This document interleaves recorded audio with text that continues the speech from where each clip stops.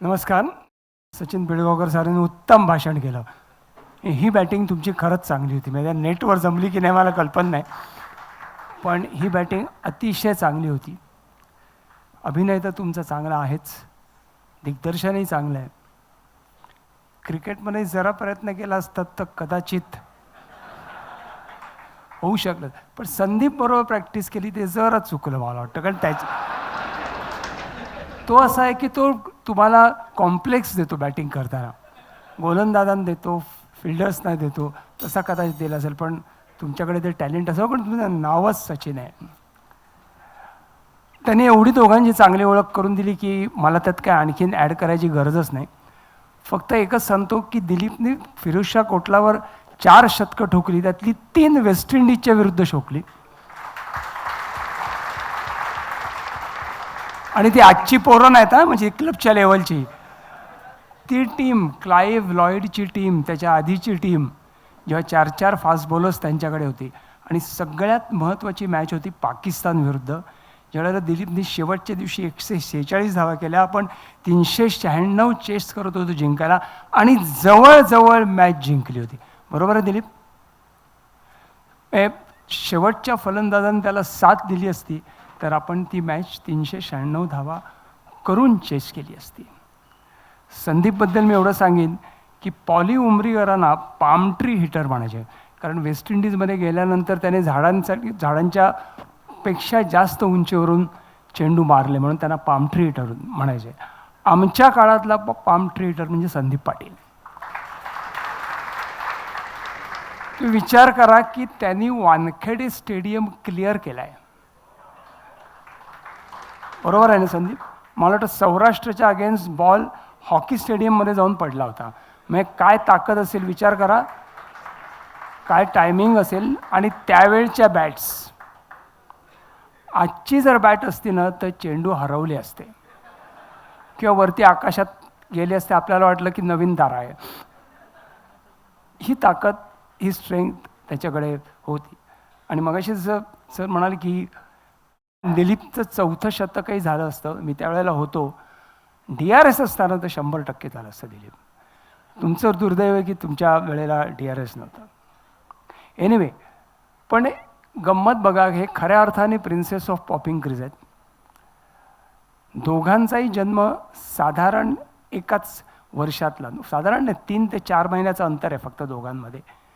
दोघांचाही जन्म दादरमधला. एक दादर पूर्व, दुसरा दादर पश्चिम. एक दादर युनियन, दुसरा आमचं शिवाजी पार्क. दादर युनियनलाही मी आमचं म्हणतो. एक बालमोनचा, एक आपल्या किंजॉरचा असं म्हणतो. एक पोद्दार, एक आमच्या रुईयाचा. आणि हे दोघंही एकमेकांच्या समोर उभे ठाकले होते अगदी लहानपणापासून. त्यांचा एक जो मित्र आहे वर्गातलाच, त्याच्याबरोबर क्रिकेट खेळलेला अनिल जोशी, तो काय म्हणतो दिलीपबद्दल त्या दे बघा. मी स्वतःला खूप लकी समजतो की मी स्कूल क्रिकेट पण संदीप आणि दिलीप बरोबर खेळू शकलो. 3 मॅचेस मला क्लिअरली आठवत आहेत त्या पर्टिक्युलर पिरियडमधल्या. म्हणजे पहिली होती माटुंगा शील्ड सेमीफायनल, अंजुमन इस्लाम वर्सेस किंग जॉर्ज. दिलीप त्यावेळेस एस्टॅब्लिश कॅप्टन, ओपनिंग बॅट्समन आणि विकेटकीपर होता. त्याचं नाव सर्वकडे दुमदुमत होतं. पण मी सुद्धा शाळेच्या टीममध्ये आलो ज्युनियर टुर्नामेंट खेळायला, लाईक गाईल शील्ड आणि माटुंगा शील्ड. मला अजून आठवत आहे की त्या पर्टिक्युलर मॅचमध्ये दिलीपनी मला स्वतःहून बोलवून सांगितलं की तू विकेट किपिंग कर आज मॅचमध्ये आणि मी फर्स्ट स्लिप किंवा बाहेर मी फिल्डिंग करतो. मला अजून त्या मॅचच्या मेमरीज खूप ताज्या आहेत आणि I really thank Dilip for giving me the opportunity in my first match playing with him. I am keeping and Dilip opting out to field either in slip or outfield. Dilip, मला तुला असं विचारायचं आहे की शाळेत तू विकेट किपिंग केलीस, युनिव्हर्सिटीला विकेट किपिंग केलीस, भारतासाठी केली नाही, पुढे कॉन्सन्ट्रेट बॅटिंगवर करण्यासाठी विकेट किपिंग सोडलीस? नाही, तसं बघितलं तर मी आधी खूप बुटका होतो शाळेमध्ये असताना. बुटका होतास? त्याच्यामुळे विकेट किपिंग इझी जायची. नंतर कॉलेजमध्ये गेल्यानंतर 1 फूट वाढलो, त्याच्यामुळे नंतर मग वाकायचे प्रॉब्लेम झाले. म्हणून विकेट किपिंग सोडली. मी ॲक्च्युली मुंबई टीममध्ये बॉम्बे टीममध्ये पहिल्यांदा आलो, तर सेकंड विकेट करून म्हणून आलो. फर्स्ट विकेट तेव्हा बांदिवडेकर होता, सुभाष बांदिवडेकर. सुभाष. हां, सेकंड विकेट करून म्हणून आलो टीममध्ये तेव्हा. आणि तेव्हा बॉम्बे युनिव्हर्सिटीला पण विकेट किपिंग केली, कॉलेजला विकेट किपिंग केली, शाळेत विकेट किपिंग केली. पण नंतर इराणी कप खेळल्यानंतर मग ते म्हणाले तू विकेट किपिंग करू नको, तर फिल्डिंग कर, कुठे फिल्डिंग कर, पण जवळपास राहते स्लीपमध्ये किंवा सिली पॉईंट वगैरे या ठिकाणी. पण स्लीपमध्ये कॅचेस चांगले घेतलेस. जवळजवळ 100 कॅचेस घेतले मी. हो, आसपास. येस. आपल्याला लक्षात येत नाही की ह्या प्लेयर्सने पण भरपूर कॅचेस घेतलेले आहेत. पण सगळे आउट होते.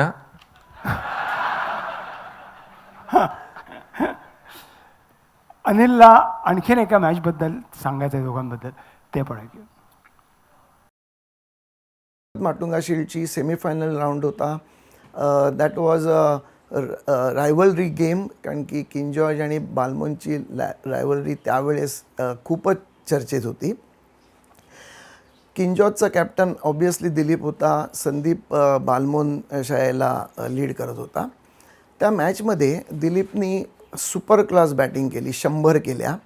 आणि जेव्हा आमची इनिंग संपली आणि बालमोन बॅटिंगला आली तेव्हा आम्ही अक्षरशः वरीड होतो की आता संदीप किती रन्स करतो आणि कशी बॅटिंग करतो, त्याच्यावर मॅचचं भवितव्य अवलंबून होतं.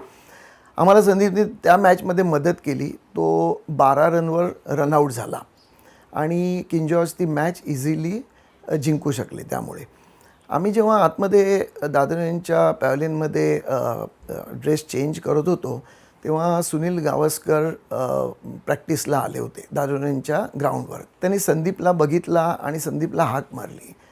याचं एक कारण म्हणजे तो संदीपच्या फॅमिलीला सुनील ओळखत होते, बिकॉज संदीपचे वडील Madhu Patil was a very renowned cricketer as वेल.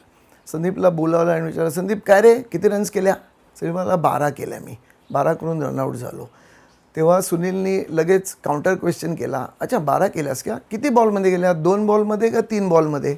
म्हणजे त्यावेळेससुद्धा संदीप हा स्ट्रोक प्लेयर आहे of a very high quality, हे सर्वश्रुत होतं आणि ते सुनील गावस्करांपर्यंत पोचलं होतं. आणि त्यांनी त्याच अनुषंगाने हा प्रश्न विचारला संदीपला. ऑफकोर्स संदीपनी उत्तरं दिलं नाही, किती हसला आणि तो तिकडनं निघून गेला. पण या मॅच नंतरची परत बालमोन वर्सेस किंग जॉर्ज म्हणजे बॅटल ऑफ रोझेस ज्याला आपण म्हणतो इंग्लिश काउंटीमध्ये, त्या टाईपची रायव्हलरी असलेली आणखीन एक मॅच मी खेळलो. त्या मॅचमध्ये दिलीप नव्हता. संदीपनी बालमोहन शाळा लीड केली होती बेसिकली. पण त्या मॅचमध्ये संदीपनी रिव्हेंज घेतला. त्यांनी वन ऑफ द बेस्ट 100 केले in school days cricket I have ever seen. Sandeep, तू तुझ्या बॅटिंगचा अप्रोच कधीच बदलला नाहीस. म्हणजे शाळेपासून अगदी रिटायर होईपर्यंत तू कायम अग्रेसिव्हलीच खेळलास. That was in your genes it seems. I think मला वाटतं की ज्यांना टेक्निक कळतं ते हे आणि ज्यांना टेक्निकशी ज्यांचा काही संबंध नसतो ते आम्ही. आणि माझे गुरु अंकुश वैद्य त्यांनी नेहमी पाठिंबा दिला, प्रोत्साहन दिलं की तुला जे आवडतं ते कर, तुला जशी फलंदाजी करायची असेल तशी तू कर. आणि जेव्हा गुरूंचा पाठिंबा असतो, घरच्या लोकांचा पाठिंबा असतो, तेव्हा ते माझ्यामध्ये ते रुजलं जातं. आणि शाळेपासूनच आणि एक तुला गोष्ट माहीत असेल, आपल्या रसिक प्रेक्षकांना सुद्धा माहीत असेल की दादर युनियन टिळकब्रिजच्या त्या साईडला दादर युनियन टेक्निकली सुनील गावस्कर, माधव मंत्री, शिस्तबद्ध आणि बेशिस्त शिवाजी पार्क. मग त्याच्यात सगळे झाले, मी नावं घेत नाही, पण कदाचित माझा नंबर पहिला लागेल त्याच्यात. आणि आडजोड बॅटिंग करण्याकरता प्रसिद्ध असलेले हे शिवाजी पार्कचे. आणि ते जमलं, मला नशीब म्हणावं लागेल. एक टेक्निकली साऊंडबद्दल एकच एक्सेप्शन, विजय मांजरेकर, ते शिवाजी पार्कचे होते. खरं ते वृत्तीने दादर युनियनचेच होते असं म्हणायला काही हरकत नाही आपल्याला. पण अजित, तू हे सगळे येऊन स्ट्रोक्स करणारे सचिन विनोद सचिन विनोद यस. आणखीन एक मित्र दिलीपच्या अप्रोचबद्दल बोलतो, ते पण आपण ऐकूया. काय माहिती आहे ना, युनिव्हर्सिटीमध्ये अटॅकिंग होता रे, भरपूर चांगले शॉट्स खेळायचा. नंतर नंतर as he grew and as he ती नागपूरची inning against the rest of India was scintillating, full of stroke play. I mean Bishan आणि प्रासीला मारायचं बाहेर नागपूरच्या स्टेडियममधनं, it was something, that was his actual batting. पण नंतर as he played for Bombay and for India, then he tidied his defense. आणि त्यावेळेला तो विकेट किपिंग करायचा युनिव्हर्सिटीला. आम्ही असताना विकेट किपिंग करायचा. आणि कधी कधी त्याला 6 नंबरला यायचा बॅटिंगला. ओपनिंग बॅट्समन होता, पण नाही मी दमलो आता, पण 6 नंबरला करायची. एका मॅचमध्ये 6 नंबरला गेली बॅटिंग आणि तिघेजणांनी 100 केल्या 6ला येऊन. आठवते मॅच भोपाळला गेली होतीस. दिलीप, तुझा अप्रोच कसा बदलला? म्हणजे तुझं नावसुद्धा कर्नल ठेवलं गेलं, कारण तू कर्नल सी.के. नायडूंसारखा उंच, सगळे बॉल नागपूरला बाहेर मारलेस, नायडूसुद्धा नागपूरचे, त्यामुळे तिथपासून तुला कर्नल वेंगसरकर, जे तुला आवडत नाही फारसं, मला कल्पना आहे, म्हटलं गेलं. पण हा अप्रोच तुझा हळूहळू बदलत गेला आणि तो एकदम जसं संदीप म्हणतो तसा टेक्निकली एकदम साऊंड परफेक्ट बॅट्समन झालास. पप्पू, आपण एवढे प्रोग्राम केले, पण तू अजूनही कर्नल का आम्हाला म्हणतात, म्हणजे ॲक्च्युली म्हणत नाहीत, पण लिहून हे करतात, ते तुला अजून कळलेलं नाही मला वाटतं. मी इराण ट्रॉफी जेव्हा खेळलो त्याच्या आधी 1 वर्ष फुल स्कोरिंग केलं. फुल अख्खा वर्ष स्कोरिंग करत होतो आणि स्कोरबुक घेऊन, कारण शेवटचा जो प्लेअर असतो त्याला स्कोरबुक द्यायचे आणि तुम्ही स्कोरिंग करा म्हणून. अशोक मंगट 200, सुनील गावस्कर 180 वगैरे, 600ला 2 डिक्लेअर मी आपलं स्कोरिंग करतोय. आणि ते स्कोरबुक घेऊन मी लंच टाईमला टी टाईमला जायचो तिकडे आतमध्ये आणि बसायचो. मी म्हटलं बाबा, मी इंडियन युनिव्हर्सिटीज कॅप्टन होतो, त्याच्या बॉम्बे स्कूल्स, त्या आमच्या कॉलेजचा बोधवार कॉलेजचा कॅप्टन होतो सगळीकडे. आणि आणि आणि मग रन्स पण खूप केले तेव्हा, आणि इकडे स्कोरिंग करतोय. तर ते सुनीलला आणि अशोकला कळलं, दिसलं की बाबा की काय वैतागल्या म्हणून. ते बोललं की आम्ही पण स्कोरिंग केलेलं आहे, तर तू काळजी करू, तू खेळशील पुढे म्हणून. आणि नेक्स्ट डे मला वाटलं परत मी स्कोरिंग करणार, पण इराणी ट्रॉफीच्या आधी एकनाथ सोलकरचा हात इंजर्ड झाला आणि तो खेळला नाही आणि मला चान्स मिळाला खेळायला. आणि तेव्हा जे बॅटिंग करत होते ऑल इंडिया रेडिओवरती, तेव्हा आपले लाला अमरनाथ होते. ते म्हणाले की ही बॅट्स लाईक कर्नल नायडू, म्हणून ते कर्नल सुरू झालं तेव्हापासूनचं. पण टेक्निक म्हणजे काय, त्याच्यानंतर आम्हाला स्पिनर्स कुठे मिळालेच नाहीत. मी सगळीकडे गेलो जगामध्ये, फास्ट बॉलर्स होते, त्याच्यामुळे स्टेप आउटहून 6 मारणं हे कधीच नव्हतं तेव्हा. त्याच्यामुळे फक्त बॅकफूट ते मी खेळायचो. म्हणजे हा पाय लिटरली सुजायचा आमचा, पाठी खेळून 4 फास्ट बॉलर आतमध्ये 4 बसलेले असायचे. इंग्लंडमध्ये बॉब विलिस, इयन बोथम वगैरे होते, ते इम्रान खान ते तिकडे होते, सरफराज नवा तिकडे होते. ऑस्ट्रेलियामध्ये सगळे लिली थॉम्सन वगैरे होते. त्याच्या वेस्ट इंडिज तुला माहितीच आहे, त्याच्या हॅडली ब्रदर्स, त्याच्या कॉलिन्स वगैरे त्या बाजूला होते, न्यूझीलंडला होते. त्यामुळे फास्ट बॉलर सगळीकडे होते. म्हणजे स्पिनर्स कोचेसच आम्हाला मिळाले खेळायला. त्याच्यामुळे ॲडजस्ट करायला लागलं. आता कसं आहे, आता स्किल लेवल वगैरे प्रत्येकाचं वेगळं वेगळं असतं, पण तुम्ही ॲडजस्ट कसे करता, तुम्ही रन्स कसे करता, हे ते सगळ्यात महत्त्वाचं असतं. हे मी नेहमी मानतो. आणि मी कोचिंग करताना सगळ्यांना सांगतो किंवा तुझं टेक्निक वेगळं आहे, ह्याचं टेक्निक वेगळं, त्याचं टेक्निक वेगळं आहे. तर तुम्ही एंड ऑफ द डे तुम्ही कशा रन्स करता आणि किती रन्स करता ते मी पण ते सगळं महत्त्वाचं आहे. किंवा टेक्निकली करेक्ट पण काय तुम्ही रन्स नसतील तर काय फायदा नाही आहे. म्हटलं टेक्निक बाजूला ठेवून कशा रन्स करायचे ते तुम्ही ठरवा. After all runs matter at the end of the day's play. आणि असं करून म्हणजे आपण इंग्लंडला गेलो, ऑस्ट्रेलियाला गेलो, तसंच म्हणजे रन्स कशा करायच्या. आता मी ही सिच्युएशन आहे, हा अटॅक आहे आणि ही विकेट आहे, मग तुम्ही तुम्ही ॲडॅप्ट कसे करता ते सगळ्यात महत्त्वाचं आहे. तसं मी ॲडॅप्ट केलं. दादर युनियन संस्कृतीचा तुझ्यावर परिणाम झाला, जसं संदीप म्हणाला तसा. काय दादर युनियन संस्कृतीचा तिथे तू वाढलास, त्याचा काही परिणाम तुझ्यावर झाला पुढे तुझं? नाही, नक्कीच परिणाम झाला. कारण दादर युनियनमध्ये उच्च शिक्षित खूप होते. म्हणजे माधव मंत्री एम ए होते, त्या V S Patil M A होते, उर्मिकांत मोदी बी कॉम होते, ते सगळे, त्याच्या Avinash Karnik B S C होते, सगळे शिकलेले होते. त्याच्यामुळे मी ज्या कॉलेजमध्ये असताना मला जेव्हा टीममध्ये घेतलं गेलं इंडियाच्या, तेव्हा मी वेस्ट इंडिजला गेलो, न्यूझीलंडला गेलो, ऑस्ट्रेलियाला गेलो, पण नंतर अभ्यास सोडला नाही. म्हटलं ॲटलीस्ट ग्रॅज्युएट व्हायचं, ते सगळ्यात महत्त्वाचं होतं, आणि शेवटपर्यंत ग्रॅज्युएट केलं मी. शिवाजी पार्कमध्ये पण ग्रॅज्युएट होते. मी पदवीधर आहे.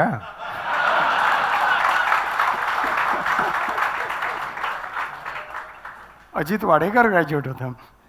आय थिंक पप्पू, आमच्या काळामध्ये 70च्या जमान्यात प्रभुत्व दिलं जायचं ते शिक्षण आलं, आणि त्याकरताच जी बॅच होती सुनील गावस्करपासून आमची, पहिलं म्हणजे आईवडिलांचं पहिलं म्हणणं असायचं की अभ्यास पहिला, मग राहिलेल्या वेळात जे काय तुम्हाला मस्ती मजा करायची असेल, खेळायचं असेल ते खेळा. कदाचित ती शिकवण आजच्या पिढीला जर मिळू शकली तर आणखीन ते चांगले होऊ शकते. खेळू शकतील आणि बनू पण शकतील. कारण तेव्हा जॉब सगळ्यात महत्त्वाचा होता. तुम्हाला एक जॉब कुठे मिळेल, आणि ग्रॅज्युएट असाल तर ऑफिसर तुम्ही मी आता लगेच येतोय तुझ्या त्या ह्याच्याबद्दल, तेव्हा आपण त्याच्यावर बोलू. पण एकच सांगतो की संदीप आमच्या षटकारचा संपादक होता, त्यावेळेला संदीप स्वतःहून लेख लिहायचा. ही सगळ्यात महत्त्वाची. सगळे क्रिकेटर स्वतः लिहित नाहीत, लिहून द्यायचा. आणि कदाचित बालमोनचा असल्यामुळे असेल, आणि एक किंजॉरचा मुलगा बोलतोय, लक्षात घ्या की त्याचं अक्षर अत्यंत सुंदर होतं आणि मराठीही तितकंच चांगलं होतं. आणि मला अजूनही संदीप तुझं ते अक्षर आणि तुझे लेख मला आठवत आहेत. पण तुमच्या दोघांची जी ॲक्च्युली रायव्हलरी होती, त्याचा एक खूप सुंदर किस्सा अनिलने सांगितला आहे, तो पण ऐकूया. आणि त्या रायव्हलरीबद्दल दोघांशी मला बोलायचं आहे. गोईंग फॉरवर्ड इंटर कॉलेजिएट क्रिकेटमध्ये मी ह्या पर्टिक्युलर वर्षी अजूनही किंग जॉर्जलाच होतो, पण मी खूप फॉलो करायचो इंटर कॉलेजिएट क्रिकेट, कारण की संदीप आणि दिलीप तेव्हा इंटर कॉलेजिएट खेळायला लागले होते. मला एक दिलीपची इनिंग लक्षात आहे, 200 केल्या होत्या against Sydenham college, inter collegiate semifinal at Wankhede stadium. आणि त्याच्यानंतर there was a final between Poddar and Ruia, inter collegiate final. आता त्या मॅचमध्ये रुईयानी पोद्दारला हरवलं. Poddar was always a good team. That particular year Ruia played really well and they have beaten Poddar. तर रुईया सपोर्टर्सना एवढा आनंद झाला की ज्या टीममध्ये दिलीप वेंगसरकर सारखं एक मोठं नाव आहे, त्या टीमला आपण मारू शकलो. दे वर रिअली एक्सायटेड. त्यांनी सेलिब्रेशन, बेंजो, नाच गाणी वगैरे ग्राउंडवर केलं. त्याच्यानंतर रुईयाच्या समोर येऊन त्यांनी एक सेशन केलं नाच गाण्याचा. पण तिसरं जे सेशन केलं ते त्यांनी हिंदू कॉलनी पहिल्या गल्लीमध्ये रस्त्यावर सगळ्यांनी जमून दिलीपच्या घराखाली त्यांनी असा धिंगाणा केला की तू टीममध्ये असताना सुद्धा तुझ्या टीमला आम्ही मारू शकलो. हा अत्यानंद त्यांनी अशा प्रकारे साजरा केला. संदीप, एवढा आसुरी आनंद? नाही, मनापासून सांगायचं झालं तर मी आजही जळतो दिलीपवर. दिलीपच्या सगळ्या कारकिर्दीकडे बघितलं, त्याचे 5% जरी गुण माझ्यात आले असते ना, तर थोडा मी आणखीन खेळू शकलो असतो. मला एकदा रवी शास्त्री बोलला होता की संदीप पाटीलची 40% गुणवत्ता माझ्यात असते ना, तर मी महान ऑलराऊंडर झालो असतो. It was a great treat. म्हणजे तुझ्याकडे आपण त्याच्यावर येणार आहोत की खरोखरच तुझी एवढी गुणवत्ता, त्याचा फायदा झाला नाही का, आपण नंतर येतो. दिलीप, तुझी काय रिॲक्शन होती? हे येत आहेत, नाचतायत तुझ्या घराखाली? नाही, भांडी बिंडी फेकायच्या तयारीत होता तो गॅलरीतून. नाही, इंटर कॉलेजिएट तर माझं पहिलं वर्ष होतं, पण हे सेकंड इयरला झाले. आधीचं वर्ष आम्ही जिंकले होतो इंटर कॉलेजिएट टुर्नामेंट. आम्ही साराने सिद्धार्थला हरवलं होतं. तो सुरू खेळला होता त्या मॅचमध्ये. आणि आमच्या कॉलेजच्या इतिहासामध्ये पहिल्यांदा आम्ही तेव्हा जिंकलो होतो. आणि सेकंड इयरला जी आमची फायनल झाली ती रुईयाबरोबर झाली, रुईयाच्या अगेन्स्ट झाली. आणि संदीप तेव्हा बॉलर म्हणून खेळायचा. मी तुम्हाला कोणाला माहिती नसेल, तो 8 नंबरला बॅटिंग करायचा शाळेमध्ये पण तो बॉलिंग टाकायचा.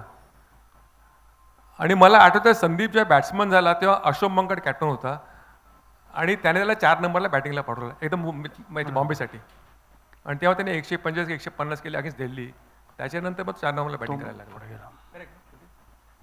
या. हां, तर तर ती फायनल होती. तर ऑफकोर्स आमची 2 कॉलेज खूनच मॅचेस व्हायच्या, कारण रुया आणि पोद्दार. मग तेव्हा क्राऊड पण खूप असायचा आणि मग ते पोद्दारचा कोंबडा आणि ते चालू असायचं. आणि मग आम्ही ती मॅच हरलो आणि ह्यांची गँग खूप मोठी होती रुयाची आणि सगळे प्लेयर्स पण त्यांच्याबरोबर होते. अच्छा. सगळे प्लेयर्स पण हिंदू कॉलनीमध्ये आमच्या ॲक्च्युली घराच्या खाली आले आणि नाचत होते, गाणी म्हणत होते, सगळं चाललं होतं. संदीप म्हणत तो नव्हता. संदीप म्हणत तो नव्हता म्हणून तर मला पटकन दिसलं नाही खाली कोण कोण होते म्हणून. आणि ते नाचले आणि त्या मला एक सांगावंसं वाटतं. म्हणजे शेवटच्या वर्षी एक हायकोर्ट जज होते, तर तेव्हा ते पण त्या ग्रुपमध्ये होते. ते मला सांगत होत्या की मी पण तिकडे होतो आणि तुझ्या नावाने मी सगळं शिंगा केला. तर म्हटलं ठीक आहे, आता तुम्ही हायकोर्ट जज आहात, मी काय बोलू शकत नाही. पण मला आठवते नक्की. पण मी 6 वर्ष पोद्दारला खेळलो, त्यातले मी 4 वर्ष जिंकलो. अच्छा, मग तुम्ही जाऊन 1 वर्ष रुयाशी हरलो आणि 1 वर्ष मी खेळलो नाही, कारण मी बाहेर होतो. पण तुम्ही असा दंगा केला नाहीत.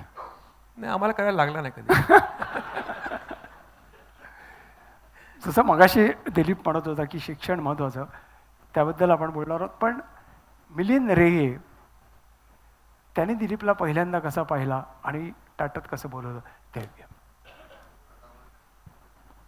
जेव्हा 1974 मी पहिला दिलीपला बघितला तेव्हा मला वासू परांजपेंनी सांगितलं होतं, मिलिंद आपल्याकडे एक नवीन प्लेअर तयार होतोय, फार मोठा होणार आहे, फारच मोठा होणार आहे.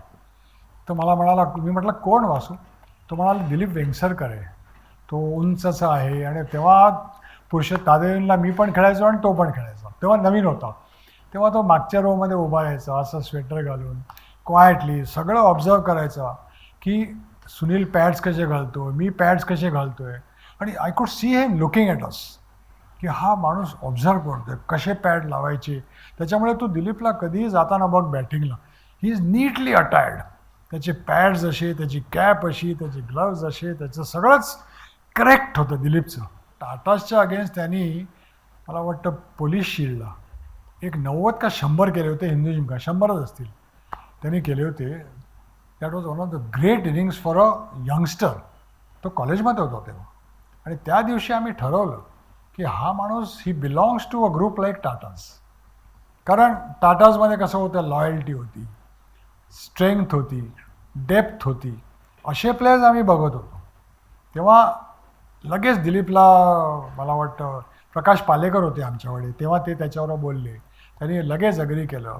नंतर वासूकडे पण मला वाटतं बोलले असे. वासू तेव्हा टाटाजला सपोर्टर होता आमचा, कारण ते वासू परांजपे टाटासचेच होते. तेव्हा दिलीप ॲग्रीड.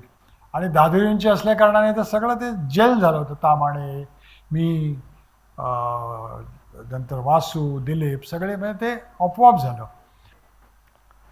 आणि दिलीप, तू एकदा टाटाला लागल्यानंतर तू रिटायर पण टाटामधून झालास. हे फार रेअर असतं क्रिकेटरला. एवढं टाटाने तुला प्रेम दिलं आणि तू टाटाला रन्स दिले, प्रेम दिलं. पण तो ऑफिसला कधीच गेला नाही. नाही, पण बरोबर, टाटाजने खूप प्रेम दिलं आणि खूप खूप याची फॅसिलिटीज दिल्या मला. मला आठवतं आहे ते मला म्हणाले की तू ऑफिसला ये जे पुस्तकं घेऊन येते आणि तू अभ्यास करते, कारण मग 2 वाजता प्रॅक्टिस होता म्हणून. खूप वेळा पुस्तकं आणायचं, पण ते पारसी सगळे असल्यामुळे नुसती पार्टी असायची, धमाल असायची तिकडे. त्याच्यामुळे पुस्तकात कधीच लक्ष लागलं नाही माझं. तसं माझ्या पहिल्या टूरला मी ॲक्च्युली गेलो होतो ना, त्या प्रोफेसर चंदगडकर मला म्हणाले होते, हे बघ पुस्तकं घेऊन जा तिकडे आणि अभ्यास कर संध्याकाळी. म्हटलं हो सर. आणि सगळी पुस्तकं मी घेऊन गेलो. टूरवरनं आल्यानंतर बॅगा उघडल्या तेव्हा खाली पुस्तकं होती. तेव्हा मला कळलं, कारण सर म्हटलं अभ्यास कुठे करणार तिकडे मॅच संपल्यानंतर वगैरे ना. पण एनिवे, काय प्रश्न विचारला तुम्हाला? की टाटामध्ये तुला शेवटपर्यंत आम्ही शेवटपर्यंत, येस, टाटाने खूप प्रेम दिलं रे. आणि मी अनेक वर्ष टाटासाठी खेळलो. अनेक वर्ष कॅप्टन्सी केली, अनेक वर्ष खेळलो आणि मग आणि फॅसिलिटीज खूप दिल्या त्यांनी मला. आणि ऑफकोर्स आणि एकच क्लब दादर युनियन हो 25 वर्ष, त्या 40 वर्ष टाटासमध्ये, आणि एकच टीम बॉम्बेची टीम, मुंबई टीम. दुसरीकडे कधी कुठच्या टीमला खेळलो नाही.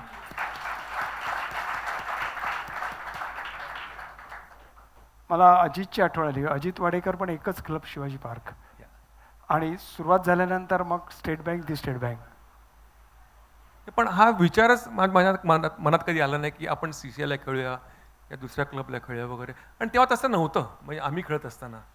त्याच्यानंतर मग अनेक वर्षांनी मग पैसे आले ह्याच्या क्रिकेटमध्ये, आणि मग कोण कोण उपटले मध्ये मध्ये, आणि मग त्यांनी म्हटलं की तू आमच्याकडे खेळ, तुला एवढे पैसे देऊ वगैरे, आणि मग सगळ्या त्या टीम त्यांनी फोडल्या, आणि मग ते क्रिकेटची सगळी भेळ झाली असं मला वाटतं. बरोबर.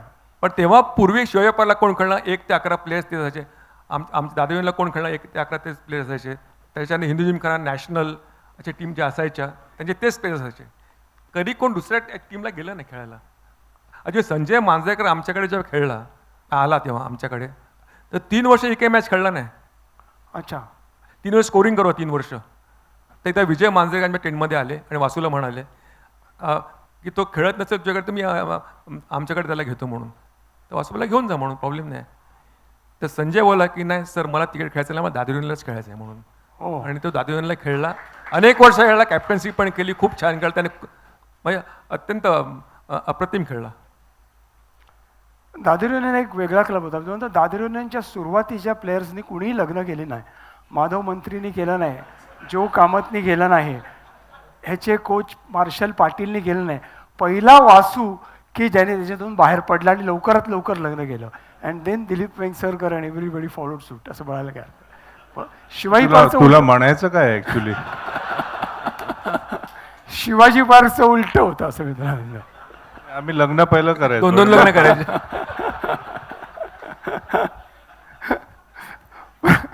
संदीप मिलिंद तुझ्याबद्दल काय म्हणतो बघूया, तू त्याला कसा भेटला? 1976 मध्ये जेव्हा आम्ही सेंचुरी रेगॉन वर्सेस टाटाज एक टाईमशेअर मॅच खेळत होतो, आणि संदीप पाटील काय 4था का 5वा आला होता. उंच बारीक असा, कडकडीत उंच, good figure, good looking man. मी काय संदीपला तेव्हा नुसतं ऐकलं होतं की शिवाजी पार्क यंगस्टर्सला कोणतरी खेळतो असं. मधू पाटलांचा मुलगा आला बॅटिंगला. कैलाश गटानी तेव्हा बॉलिंग करत होते, आणि Kailash Gattani was one of the finest seam bowlers India had that time. Test खेळले नाहीत, पण नवीन बॉल कैलाशच्या हातात होता, आणि संदीप पाटील 2-3 डिफेंड केले, आणि 3रा का 4था बॉल ते नुसता ऑन ड्राईव्ह केला, आणि वेस्टर्न रेल्वेवर मॅच होती, आणि वेस्टर्न रेल्वेची सरळ बाउंड्रीज आर ऑलमोस्ट 80 yards. म्हणजे वानखेडे विंगा 70 आणि 65 आणि असं नाही, 80-85 यार्ड. त्यांनी ती बाउंड्री क्लिअर केली, म्हणजे बॉल ग्राउंडपासनं 10 फूट पण वर नाही गेला. It went like a rocket. एका झाडावर आपडला आणि तो बॉल परत आला. आणि तेव्हा आम्ही म्हटलं सगळ्यांनी, आणि दिलीप पण मला मिलिंद पाटला बघ, पाटला खेळतोय बघ. आणि तेव्हा आमचं ठरलं की ह्याला घेऊया. आणि लगेच मधू पाटलांना मी फोन केला संध्याकाळी. ते पण टाटाचं तेव्हा नाव मोठं होतं, तेव्हा लगेच संदीप आमच्याकडे आला, आणि त्या दिवसापासनं आमची जी टाटाची मोठी टीम तयार झाली. हे दोघंही बरोबर टाटाला खेळले, फक्त तू त्याच्यानंतर टीम्स बदलल्या. मग तू निर्लॉनला गेलास. एक असतो पाळीव कुत्रा आणि एक असतो भटक्या कुत्रा. हे मी मगाशी सुरुवातीलाच म्हणालो की शिस्त म्हणजे काय आणि बेशिस्त म्हणजे काय. सो आता मला सारखे सारखे तेच प्रश्न विचारू नको. पण एक दादर युनियनचा माणूस तुझ्या त्या टाटाच्या इनिंगबद्दल कसं कौतुक करतं ते बघ. आणि दुसरी महत्त्वाची गोष्ट की तुझी करिअरची सुरुवात झाली, म्हणजे फ्लॉवर फुलायला लागली, ती जास्त टाटामध्ये झाली. हे तुला कबूल करायला लागेल. पण नाही, निश्चितच मिलिंदचं खूपच मोठं योगदान माझ्या छोट्याशा कारकिर्दीमध्ये राहिलेलं आहे. कारण संधी मिळणं, संधीचं सोनं करणं हे वेगळं सोडून द्या, पण प्रथम म्हणजे तुम्हाला व्यासपीठ मिळणं. जर तुम्हाला संधी मिळाली नाही, व्यासपीठ मिळालं नाही, तर तुम्हाला तुमचे टॅलेंट शोकेस करता येत नाहीत. जी संधी मला मिलिंदने दिली, आणि त्यानंतर दिलीप आणि एवढे नावाजलेले तेव्हा खेळाडू टाटाजमध्ये होते. त्यानंतर मिलिंद तिथेच थांबला नाही, तर शिवाजी पार्क जिमखान्यातून मला CCI ला घेऊन गेला.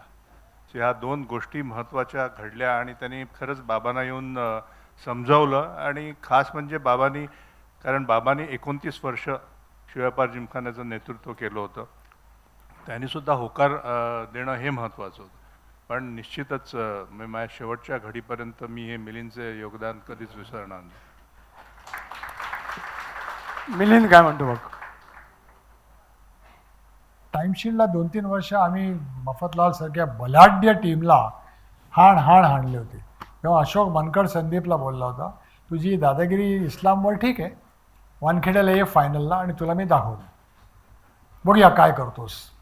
संदीप बिचारा लहान होता, अशोक मनकर फार मोठा प्लेअर होता, कॅप्टन होता. त्यांनी त्या फायनलला 203 रन्स केले आणि तो टी टाईमला 97 होता. संदीप पाटलांनी टी टाईम ते rest of the day's play, tea to end of day 203 केले. 97 ते 203 100 केले. आणि त्याच्यामध्ये मी I thought I could hit the ball pretty well. मी काहीतरी 5-6 रन्सच केले, म्हणजे स्ट्राईक देण्यासाठीच रन्स केले. पण त्यांनी जेव्हा ती बॅटिंग केली ते वानखेड्याच्या बाहेर बॉल मारले होते, त्या रूफवरनं जे बॉल मारले होते, आणि त्याची ती इनिंग्स आम्ही कधीच विसरणार नाही. आठवतंय संदीप?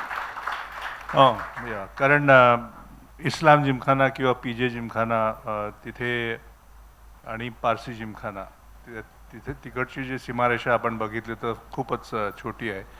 त्यामुळे सगळेच जण म्हणायचे की ह्या इकडे चौकार षटकार मारणं हे कोणालाही शक्य होतं, परंतु मोठ्या मैदानात जर मारता आले तर हे, म्हणून ते एक अशोकनी चावी मारण्यासारखा प्रकार केला होता. जेव्हा इस्लामवर सुद्धा आय थिंक दिलीपनी सुद्धा 200 केले होते त्या मॅचला, मी पण काहीतरी 100 केले होते. तेव्हा अशोक बोलला होता की वानखेडेला बघूया, तर मी म्हटलं बघूया वानखेड्याला, आणि दिलेस बाहेर स्ट्रेट. पण तो PJला आणि इस्लामला खेळता नाही, बॉल अरबी समुद्रात जाऊन पडायच्या. हां, रस्ता ओलांडून तिथे गेलेले आहेत संदीपने मारलेले. एकदा 30-35 सिक्सर्स मारले असं तू काहीतरी 26 सिक्सर 26 सिक्सर्स. आता दोघांच्या इंटरनॅशनल करिअरमध्ये आणि तिकडच्या टप्प्यावर वळतो, पण त्याच्या आधी एक सुरू नायकचं एक म्हणणं होतं, हे कितपत तो एक प्रश्न विचारतो तुला बघ.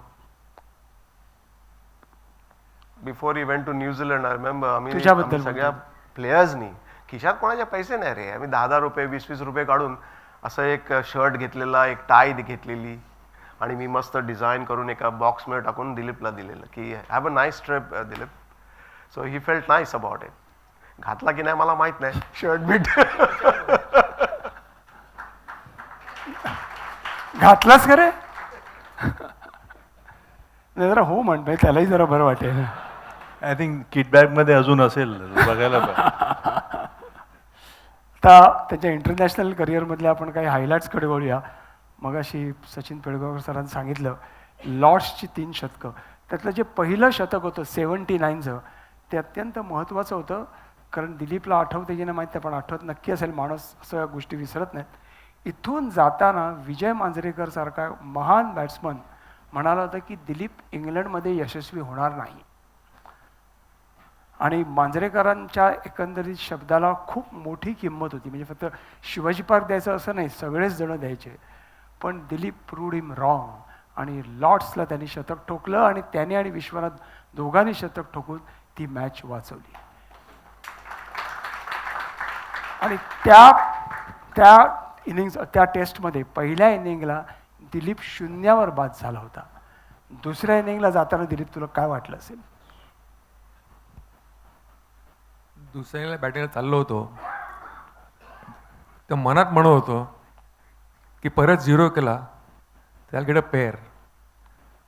माझ्या नातवाला मी काय सांगणार की लॉर्ड्सला मी खेळलो पण 2 इनिंगला 0मध्ये आऊट झालो. हा पहिला माझ्या मनात विचार आला. मी आपला मस्ती करतोय, परंतु आम्हाला ती मॅच वाचवायची होती.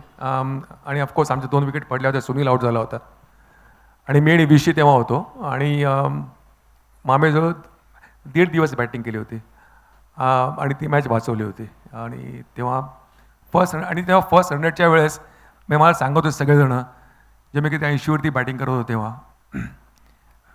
की लास्ट 100 विनू मंकडने केले होते 1952मध्ये. आणि त्याच्यानंतर मग कोणी भारतीयाने लॉर्ड्समध्ये 100 केले नव्हते. तुला चान्स आहे, तू करून घे. तेव्हा माझे 100 झाले. पण एक गोष्ट कदाचित लोकांनी रसिक मंडळींनी ऐकली असेल, वाचली असेल. जेव्हा जेव्हा लॉर्ड्सला भारतीय संघ खेळायचा तेव्हा लता दिदी त्यांचं फ्लॅट समोरच लॉर्ड्स व्ह्यू 2 असायचा. तर ते नेहमीच आम्हाला लता दिदी बोलवायचे जेवायला आणि खास करून गाजराचा हलवा बनवून खेळवायच्या सगळ्या आमच्या टीमला. सो काहीतरी गाजराच्या हलव्यामध्ये सुद्धा त्याला सुद्धा आठवण द्यायला पाहिजे. पण त्याला एकट्यालाच मिळालं, बाकीच्या नाही. नाही, आम्ही खाल्ला, पण दिलीपनी जास्त खाल्ला असावा. त्याचे काही शॉर्ट्स आपण बघूया 79चे. दिलीप, तुझ्या जस्ट आठवणी चालवतोय. That's in the air, but safe this time. He waited on that one, and he's put up his half century with that blazing stroke down the ground. It's 50 up. Well, we weren't sure that Vensaka could hook. At the next one for 4. 97, and can he pick up 3 here? Yes, he will. A century at Lord's to Dilip Vensaka at 23 years of age. Has shown tremendous concentration and all the Indian players on the balcony, and well might they be. That's a great performance from a young cricketer. आणि 82 पुन्हा आपण तिकडे गेलो आणि त्यावेळेला मगाशी साहेबांनी सांगितलं या दोघांनी 100 केल्या. एकाने लॉर्ड्सला केल्या आणि एकाने ओल्ड ट्रॅफर्डला केल्या. लॉर्ड्सला दिलीपनी 152 157 केल्यास, बरोबर. त्याची एक झलक घेऊन त्याच्याकडून आपण त्याची एखादी आठवण घेऊ. आणि ती इनिंग मला वाटतं संदीप तू पाहिली shorts 24 runs.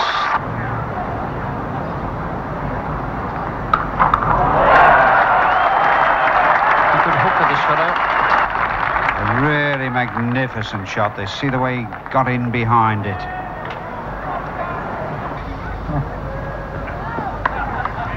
That's it.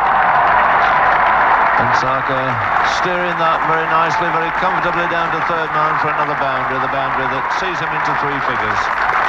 The bat aloft, and what a very good 100 this has been. Into Yorker. Beautifully stroked away by Vensaka. Shot. He's picked that up well from about 3 parts of the way up the height of the stumps, I would think. There's the short one, he's hooked it high and handsomely, but he's beautifully caught down at long leg. So the end of Vensaka. Great disappointment to him and to the Indians. He's played so well after hitting that great 4. Got the applause, and quite rightly, for a magnificent 100 this. 157 coming in 3:32 minutes off 261 balls. Sandeep त्या दिवशी पण समोरून हलवा आला होता गाजराचा. नाही, ह्याच्यात माझा पण काहीसा वाटा आहे, कारण मी राखीव खेळाडू होतो आणि मी पाणी घेऊन जायचो त्याला. पाण्यात काहीतरी घालून त्याला दिलं. छान. नक्कीच. दिलीप, ही इनिंग तुला आठवत असेल. ह्यावेळेला पण मॅच वाचवलीस तू, म्हणजे आपण. नक्कीच आठवते, पण मी आऊट रॉंग टाईमला झालो असं मला वाटलं तेव्हा, कारण मी आणखी रन्स करू शकलो असतो. त्याच्यानंतर इंग्लंडच्या 20ला 3 होत्या. अच्छा. फोर्थ इनिंगला. हां, म्हणजे आणखी 100 रन काय मी जर समजा केल्या असत्या, आणखी 100 रन सगळ्यांनी मिळून, तर आम्ही ती मॅच जिंकू पण शकलो असतो.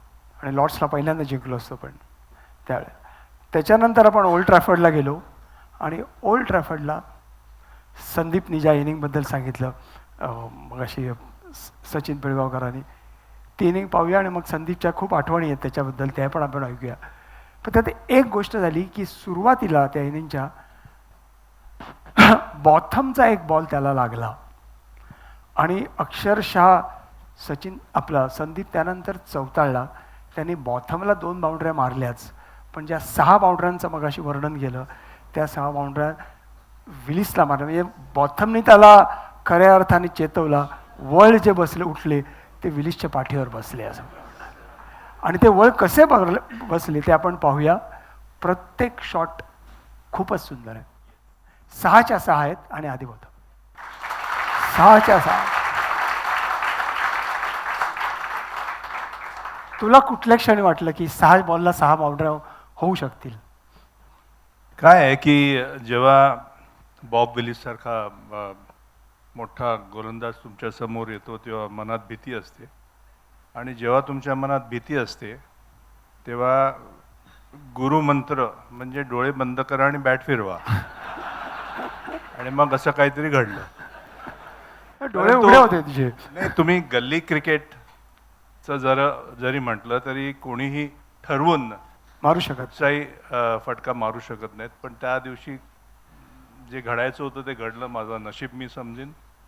परंतु मजेची गोष्ट म्हणजे ह्या कसोटीपूर्वी जे काही सराव सामने किंवा काउंटीचे जे सामने त्या काळी असायचे, त्या काळी जी दौरा असायचा तो 3-4 महिन्याचा असायचा.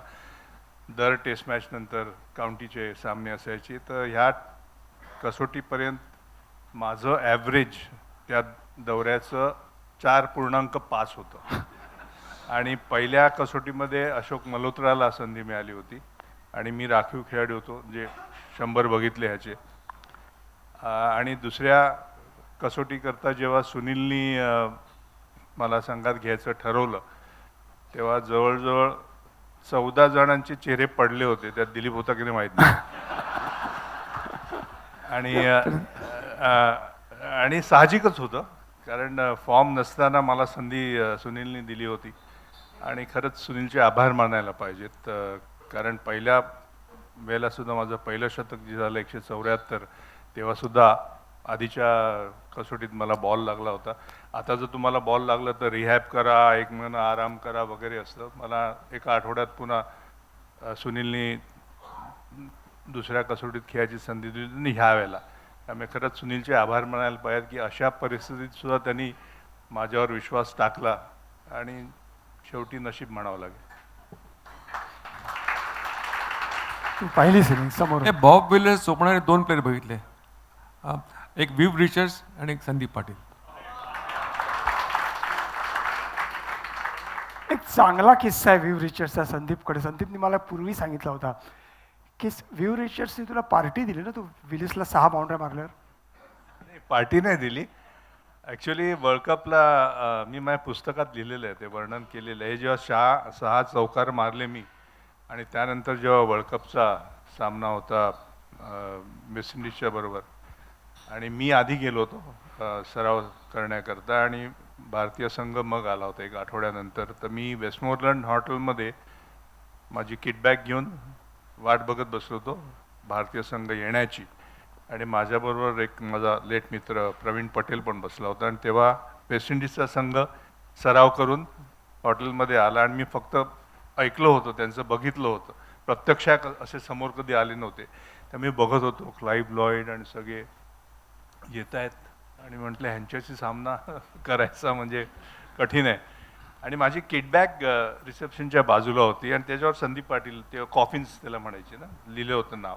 तर शेवटी विव आला आणि विव चाबी घ्यायला गेला आणि त्याचं कदाचित लक्ष गेलं असणार की ही सुनील आणि विव आणि जोल गार्नर ह्याला टॉन्टनला खेळायचे सोमोसेटला. सुनीलने सुद्धा त्याला सांगितलं होतं. तर त्यांनी माझं जेव्हा नाव बघितलं तेव्हा इकडे तिकडे बघितलं की कुठे आहे म्हणून. तर त्यांनी जेव्हा माझ्याकडे बघितलं तेव्हा मी लगेच की मी कशाला म्हणून. तर त्यांनी कदाचित ओळखलं असावं आणि त्याने म्हटलं संदीप. मी म्हटलं याजू संदीप. तर मी आता काय बोलणार. विव रिचर्ड्स खुद्द मला बोलतो की लेट्स गो मान. म्हटलं रे कुठे. त्याने डायरेक्ट मला बारमध्ये घेऊन गेला. म्हणजे माझं तत मग तेव्हा मला इंग्लिशसुद्धा आज पण येत नाही. मी बारमध्ये घेऊन त्यांनी जिन अँड टॉनिक मागवलं आणि व्हॉट यू वॉन्ट मान. तर मी म्हटलं सर वॉटर. आणि त्यानंतर जे काय 10 मिनटं तो बोलला ते मला कळलंच नाही, कारण त्यांचे ॲक्सेंट जे असतात ते व्हॉट मान यू हिट बॉब मान यू हिट बॉब, तेवढंच 10 मिनटं सांगत होतं. म्हणजे खरंच म्हणजे मला कमाल वाटली की विव रिचर्ड सारखा मनुष्य आल्या आल्या मला घेऊन जातो आणि ड्रिंक्स ऑफर करतो. पण हा कमाल. आणि दुसरी व्यूच्या बाबतीत गोष्ट सांगायची झाली की जेव्हा वर्ल्ड कपच्या वेळेला परत मी बॉब बेलिसला 4 चौकार मारले होते आणि त्यानंतर मी निवृत्त झाल्यानंतर मला माझी बेनिफिट मॅच करायची होती. मी आणि प्रकाश केळकर हैदराबादला गेलो होतो. वीव कॅप्टन होता. 86चा दौरा, की माझ्यासाठी वेस्ट इंडिज टीम खेळेल का माझ्या बेनिफिट मॅचमध्ये. आणि तेव्हा डेट्स म्हणजे एकदम टाईट असायच्या. तर चिन्नस्वामी आय थिंक प्रेसिडेंट बोर्डाचे, तर आम्ही पहिले चिन्नस्वामींकडे गेलो. त्यांनी नकार दिला की नाही, शक्य नाही आहे, कारण हा टूरचा कार्यक्रम आहे, दौऱ्याचा कार्यक्रम आहे.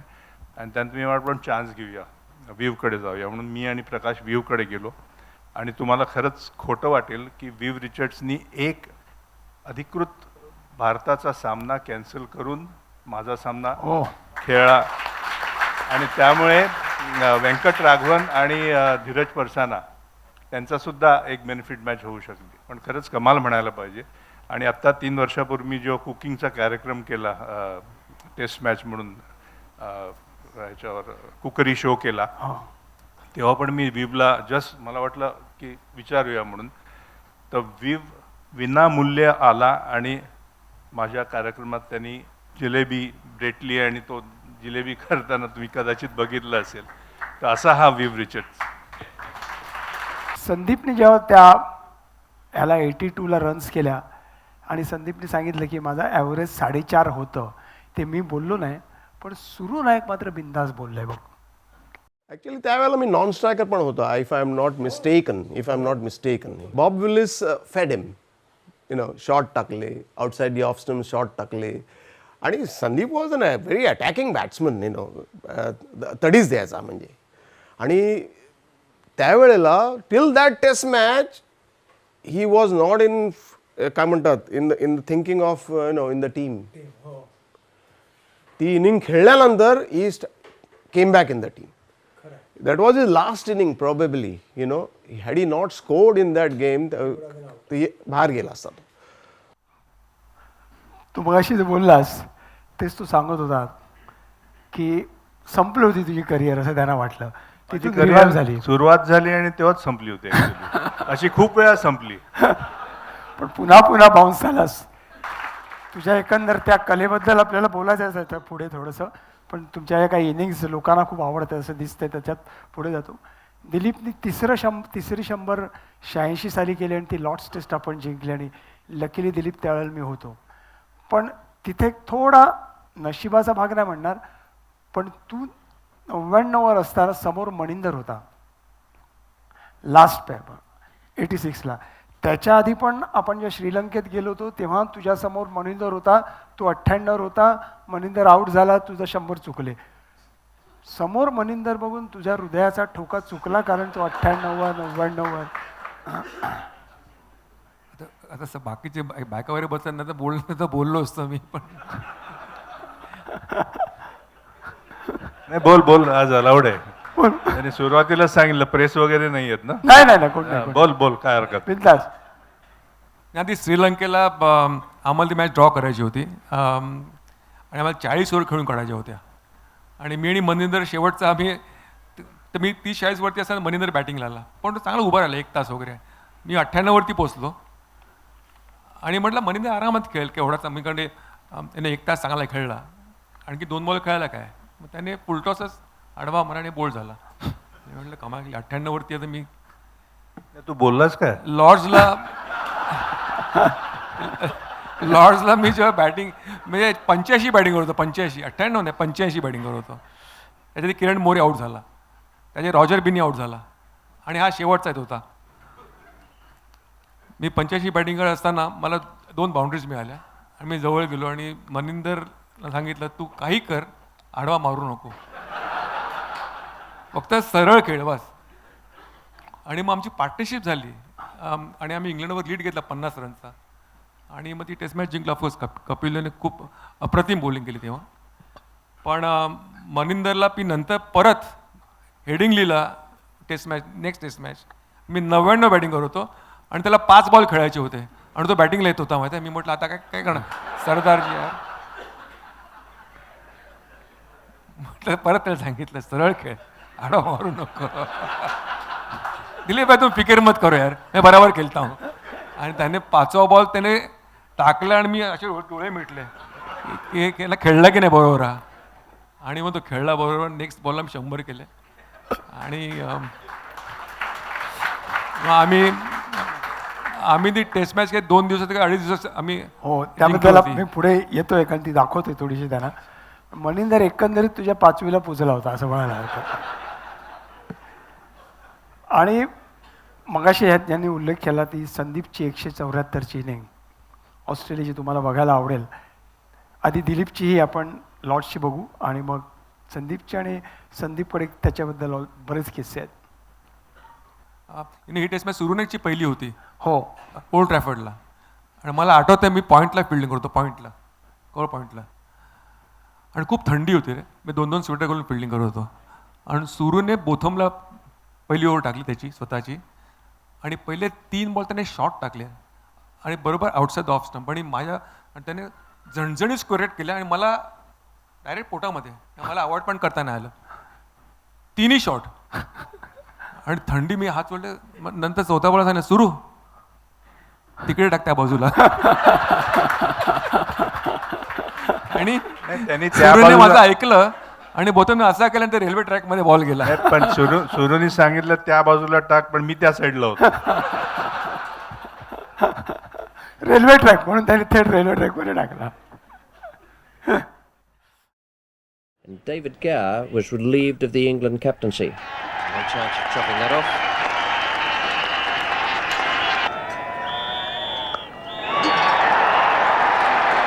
Cracking shot.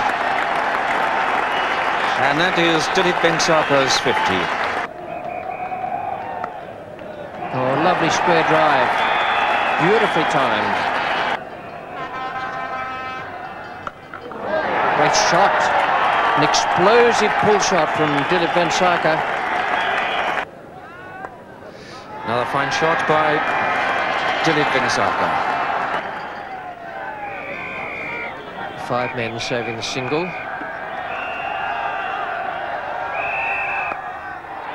There it is. Tip and run. Bensaka has made another 100.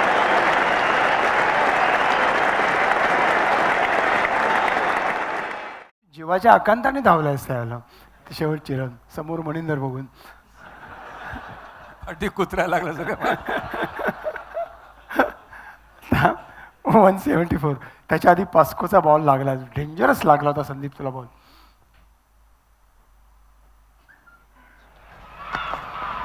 Oh, and that's hit him on the head. My goodness, this could be nasty. Oh, that's a nasty bouncer there from Lenny Pascoe.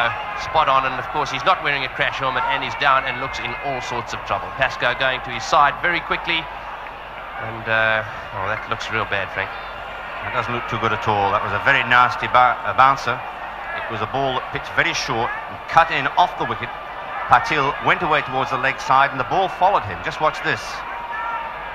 Very short indeed. And Patil, I would think, hit just above the left eye or possibly on the left temple. Concerning, nasty moment there for everyone concerned, but it seems that he's conscious, and so that's the good news. But bad news for India in so much as he was playing so well. तुला संदीप चालताना तुझे पाय असे हे होतात लटपडत होते. अजूनही लटकतात. काय होतं रे ब्लो असा बसल्यावर. कानाखाली आवाज आमच्या शाळेमध्ये कुलकर्णी सरांनी इतके काढले होते त्यामुळे हा आणखीन एक. त्याच्या परंतु मजेशी गोष्ट म्हणजे हा बॉल लागण्याआधी टी टाइम झाला होता आणि टी टाइमची लास्ट ओव्हर रॉडनी हॉगने टाकली होती आणि टी टाइमचा लास्ट बॉल रॉडनी हॉगचा बाउन्सर मला गळ्यावर लागला होता आणि तेव्हा सुद्धा पडलो होतं पण ते दाखवलेलं नाही आहे हे नाही आहे. आणि त्यानंतर मी 65 नॉट आउट होतो. ड्रेसिंग रूममध्ये गेलो तेव्हा सर गारफील्ड सोबर्स ड्रेसिंग रूममध्ये होते आणि त्यांनी मला आल्या आल्याच कौतुक केलं की what an inning young boy, really great to see you bat. मी मारण्यात माझी फाटली होती कारण बॉल लागला होता. आणि तेव्हा सगळे एकंदर जे मंडळी होती त्यांनी मला सल्ला दिला की हेल्मेट घाल हेल्मेट घाल, पण हेल्मेट कोणाकडेच नव्हतं. दिलीप दोशी सोडून, आणि दिलीप दोशी असा द्यायचा नाही कोणाला, घेऊन बसायचा. म्हणजे सुनील बॅटिंगला गेला की त्याचे पॅड बांधायला सुरुवात करायचं, बॅटिंग करायचा 11 नंबर. तर सगळ्यांनी सांगितलं पण हेल्मेट नव्हतं, आणि सुनीलने मला सल्ला दिला की तुला जर इफ यू आर कम्फर्टेबल तर घालू नकोस, कारण सवय करावी लागते. आणि सर गारफिल्ड सोबर्सनी कौतुक केल्यानंतर माझी कॉलर नसताना सुद्धा टाईट झाली होती. सो मी निश्चय केला की बाबा जाऊया तसंच. आणि करसन घावरी माझ्याबरोबर बॅटिंग करत होता. परंतु जेव्हा तुमच्या मनात दुविधा होते, जेव्हा डबल माइंड होतं की बाबा बाउन्सर डक करायचा का सोडायचा, म्हणजे आदल्याच बॉलला मला टीचा लागला होता, आणि टीच्या नंतरचा पहिला बॉल हा लेनीचा होता. त्यामुळे कदाचित माझ्याकडून ती चूक झाली. मी लेनी पास्कोला दोषी मानणार नाही, पण जेव्हा तुमची परिस्थिती मनात असतं की बाबा काय डक करायचा का, आणि जे उंच असतात त्यांना जरा कठीण जातं हे करणं. सुनील गावस्कर विश्वनाथला डोक्यावरूनच जातात सगळे. सो ते माझ्या कानाखाली आवाज काढला त्यांनी. पण ते मी पडल्यानंतर सर्वात मजेची गोष्ट म्हणजे आमचे बापू नाडकर्णी, लेट बापू नाडकर्णी, ते असिस्टंट कोच होते. तर ते धावत आले, आणि युवराजचे वडील योगराज सिंग, आणि मला डाव्या कानावर बॉल लागला होता, आणि त्याच कानात बापूजींनी ओढून विचारलं, अरे बाळा दुखतंय का? म्हणजे मी तिकडे कळवळत होतो, आणि बापूजी त्याच कानात मला बाळा दुखतंय का? आणि बापूजी बोलले. आणि योगराज सिंग आपण माहीत नाही बघितलं असेल, ऐकलं असेल, त्यांनी बखोटीला अफजल खानाने कसा शिवाजीला घातला तसा मला असा केला, आणि डायरेक्ट तुम्ही बघितला आता. आणि विच वॉज अ मिस्टेक, कारण जेव्हा तुम्हाला डोक्यावर किंवा गंभीर दुखापत होते तेव्हा ऑलवेज स्ट्रेचरवरून न्यायचं असतं. त्यामुळे मी लडबडत गेलो आणि कोसळलोच, आणि त्यानंतर मला हॉस्पिटलमध्ये नेलं. हॉस्पिटलमध्ये रात्री माझी टेस्ट घेतली. एक अशी स्टीलची पट्टी होती, त्याच्यावरून चालायला. तर माझा एक पाय पट्टीवर, एक पाय असं असं करून मग त्यांनी मला सिडेट केलं, आणि झोपलो मी. मजा म्हणजे सकाळी जेव्हा मला जाग आली, डोळे उघडले तर समोर लेनी पास्को, बाजूला विंग कमांडर दुराणी, बापूजी आणि सुनील. मी म्हटले अजून मी खेळपट्टीवर कसा? आणि तो बिचारा, म्हणजे व्हेरी नाईस ऑफ हिम की तो मला बघायला आला होता मॅचच्या दिवशी सुद्धा सकाळी. पण मी म्हणतो की बाबा हा इकडे काय करतोय, त्यांनी एवढं मारलंय मला. पण हा म्हणजे खरंच थँक्स दॅट तो आला मला बघायला. आणि त्यानंतर जेव्हा भारताला संधी नव्हती ती मॅच जिंकायची, जवळजवळ 200 का 250 रन्स डेफिसिट होता, आणि मला सुनीलनी सांगितलं की बॅटिंगला ये. आता मगाशीच मी सांगितलं की सध्याच्या ह्या मॉडर्न डे क्रिकेटमध्ये जरा जरी दुखापत झाली, खोकला जरी झाला तरी तुम्हाला पाठवतात की विश्रांती घ्या. आणि डोक्यावर बॉल लागला होता. मला हॉटेलमध्ये सुनीलनी सांगितलं, मी कुठचं रे सिडनीला हॉटेल होतं आपलं ते ट्रॅव्हल लॉज हॉटेल होतं सिडनीला, तिथे सुनीलचा फोन आला की तू ये बॅटिंगला. मी म्हणजे आता पळून जाऊ का असा विचार आला माझ्या मनात की बाबा काय करायचं, कारण बॉल लागला होता 2 दिवसाच्या आधी, आणि काही चान्स नव्हता. मी बघत होतो मॅच टी व्हीवर रूममधून, पण ग्राउंडवर गेलो मी, आणि सुनील सांगितलं की जा बॅटिंगला. आणि म्हणजे मगाशी बोललो मी फाटली, पण जी त्याच्यापेक्षा जे काय असतं ते तेव्हा मला जाणवलं. पण आता तेव्हा त्या काळी अशी एक तुम्हाला सपोर्ट स्टाफ नसायचा. तुमचा कप्तान, तुमचा कॅप्टन म्हणजेच सर्व, तो त्यांनी सांगितलेली पूर्व दिशा. बरोबर. तो जेव्हा सुनीलने सांगितलं जा, तर मी आपला थरथरत पॅड बीड कसे घालून मैदानात गेलो. आणि त्यानंतर त्या 2 दिवसामध्ये बऱ्याच लोकांनी लिहिलं होतं की ह्याची कारकीर्द आता संपुष्टात आली, डोक्यावर बॉल लागला. नरी कॉन्ट्रॅक्टर जसं झालं होतं तसंच संदीप पाटीलचं पण झालं, जमलं. आणि मला बाबांनी सांगितलं होतं, कारण तेव्हा फोन नव्हता. पण ती पण एक मजेशीर गोष्ट आहे की तू शिवाजी पार्कचा आहेस, पळून येऊ नकोस. आणि दुसरी मजेची गोष्ट की त्या काळी फोन जेव्हा तुम्हाला हवा असायचा तेव्हा 6-6 महिने 1-1 वर्ष वाट बघावी लागायची. आणि AR अंतुले महाराष्ट्राचे मुख्यमंत्री होते, बॉल लागल्यानंतर माझ्या आईला माझ्याशी बोलायचं होतं, पण माझ्या घरी फोन नव्हता. माझ्या मामाच्या घरी फर्स्ट फ्लोअर, तुला माहिती आहे, त्यामुळे तिकडे जाऊन फोन करायला लागायचा. त्या पेपरात आलं होतं की संदीप पाटीलला बॉल लागलाय, संदीप पाटीलची आई त्याच्याशी संवाद साधू इच्छिते, परंतु फोन नाही आहे. आणि बॉल लागल्यामुळे दुसऱ्या दिवशी मला घरात फोन आला. त्यामुळे बॉल लागण्याचे फायदे किती असतात ते पण बघा. सो जेव्हा मी मैदानात गेलो, उतरलो, तेव्हा खरंच म्हणजे बिथरलेलो होतो. पण जेव्हा मैदानात पाऊल ठेवलं की जो मला म्हणजे लोक उठून ज्यांनी मला हे केलं की बाबा कमाल आहे, 2 दिवसात याचं कारकीर्द संपलं म्हणून आलं होतं. पण माझ्या मनात जे चाललं होतं ते मीच जाणू शकतो. आणि समोर परत डेनिस लिली होता आणि ती जी कसोटी होती किंवा ती शृंखला जी होती ती 8 बॉलची ओव्हर असायची ऑस्ट्रेलियामध्ये. आणि मर्यादा नव्हत्या आखूड टप्प्याच्या बॉलिंगला किंवा बाउन्सर्स मारायला. आणि मी जेव्हा गेलो, गार्ड घेतलं, तर डेनिस लिली तयारच होता.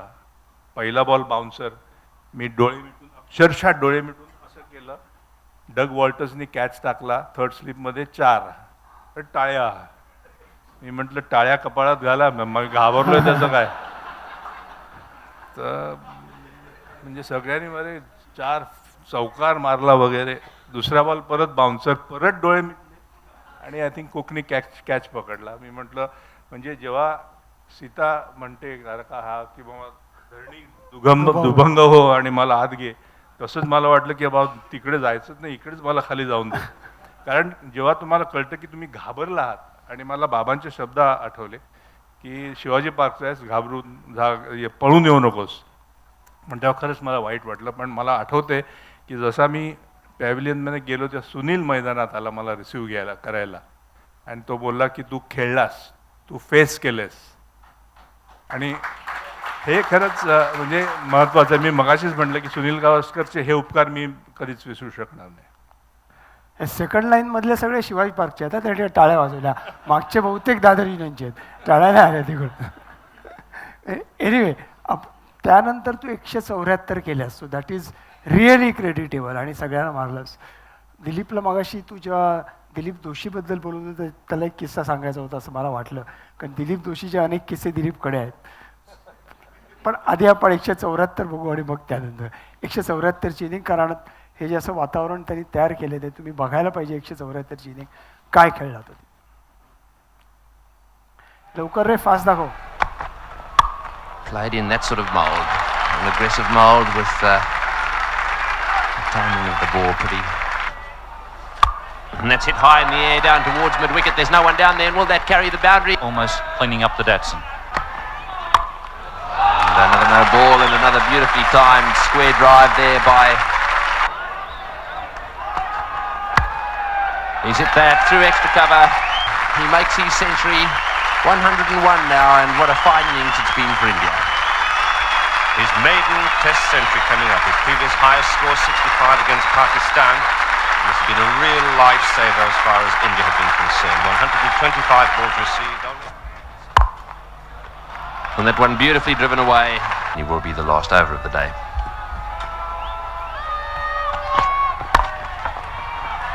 Working that square down to backward square leg.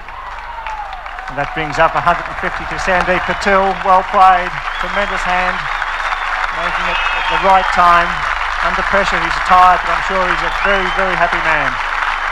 Giving us applause for a fine century and a half. Against India's.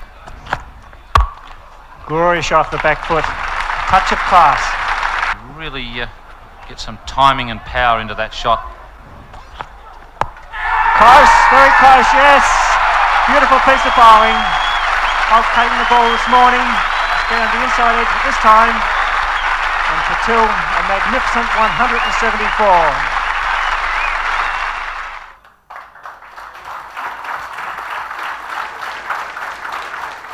Dilip, world कपला तुला मार्शलचा बॉल असाच लागला आणि मला तो वर्ल्ड कप मी पाहिला, त्यामुळे मार्शलचे तो स्पेल पण आठवतो.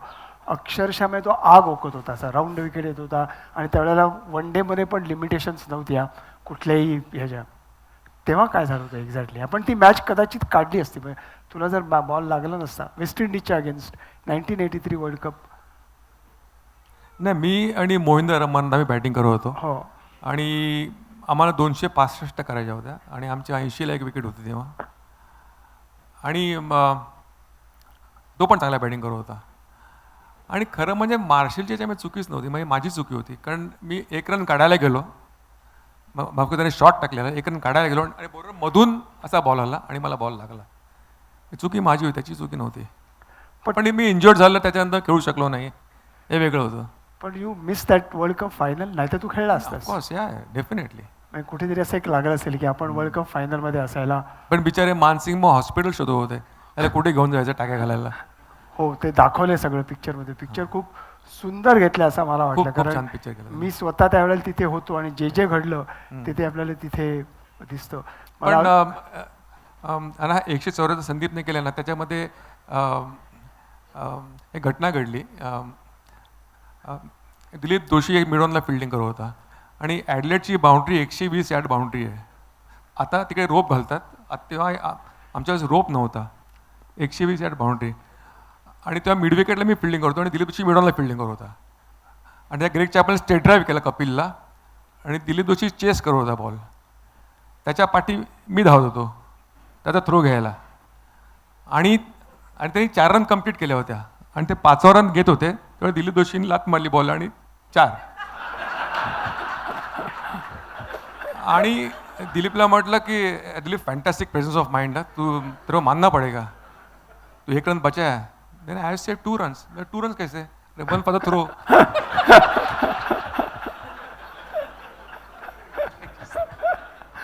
मला हाच तुझ्याकडून किस्सा पाहिजे होता मागाशी. ह्या दोघांकडे दिलीप जोशीवर अख्खा कार्यक्रम करण्या एवढे किस्से आहेत. म्हणजे फक्त मी त्यांना त्या विषयावर अडत नाही. त्याचा सकाळीच मला फोन आला होता, सांगितलं त्याला इकडे आणला असता आम्ही. हा, आला असता मजा आलीस जरा. अरे उन्हावणे जरा ऐकून इकडे ना. तर मगाशी जी थोडं पटकन जरा पुढे जातो की दिलीपने मगाशी सांगितलं 186ला तसं त्यांनी लॉर्ड्सला 100 गेल्या आणि तशा लीड्सला 100 गेल्या.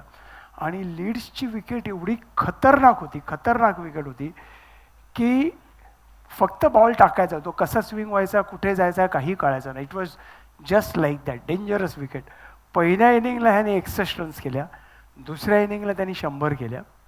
आणि ती विकेट किती खराब होती याचं एक उदाहरण तुम्हाला देतो. सुनील गावस्करनी, आपला ओपनिंग बॅट्समन, पहिल्या 2 दिवसात त्याची दोन्ही इनिंगची बॅटिंग संपवली होती.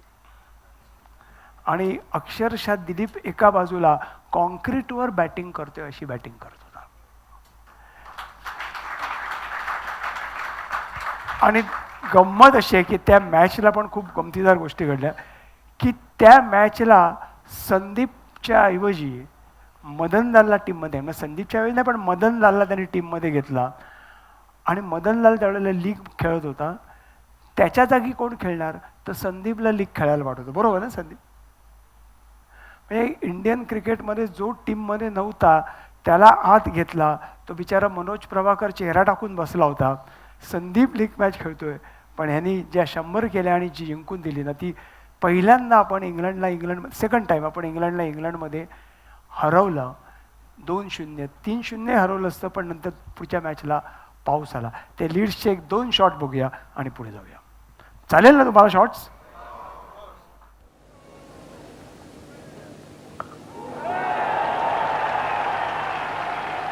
Didn't quite get that one. Just a bit on him, a fraction quicker than he expected.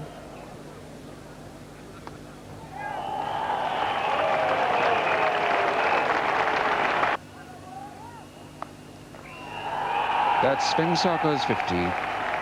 What a marvellous performance in a game which has been short of runs for the batsman. To produce 2 50s, 61 in the first innings and now 50 not out.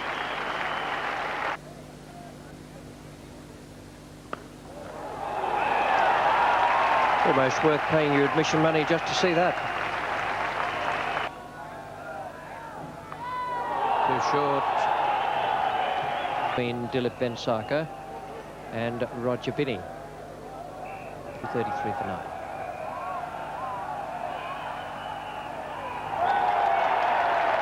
And there it is, a splendid century for Dilip Bensaka. I'd mark that down as a better 100 than the one he made at Lord's. Much more difficult conditions here on a pitch of variable bounce.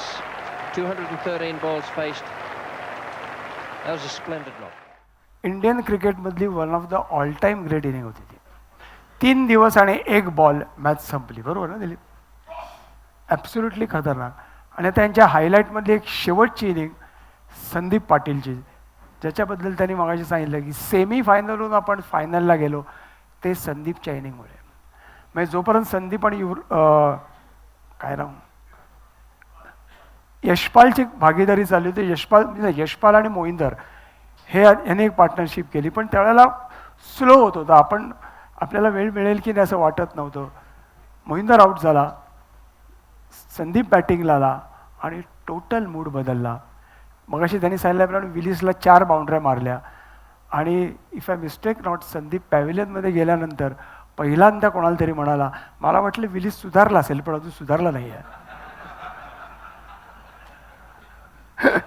Sandeep त्या इनिंगबद्दल थोडंसं का आपण आधी almost असं वाटत होतं की आपण चेस करू शकू. आय थिंक क्रेडिट द्यायला पाहिजे मोहिंदर आणि लेट यश, प्रश्नच नाही जी त्यांनी भागीदारी केली. पण निश्चितच रन रेट वाढत होता.